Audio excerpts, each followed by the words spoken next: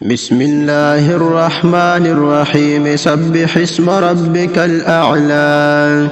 الذي خلق فسوى والذي قدر فهدى والذي أخرج المرعى فجعله غثاء أحوى سنقرئك فلا تنسى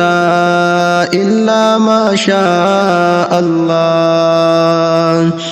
إنه يعلم الجهر وما يخفى ونيسرك لليسرى فذكر إن نفعت الذكرى سيذكر من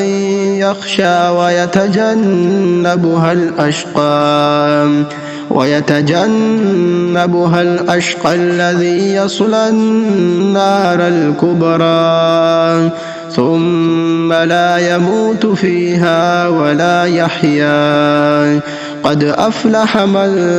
تزكى وذكر اسم ربه فصلى بل تؤثرون الحياة الدنيا والآخرة خير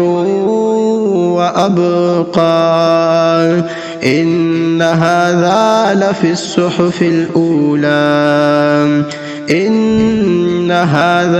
الصحف الأولى صحف إبراهيم وموسى.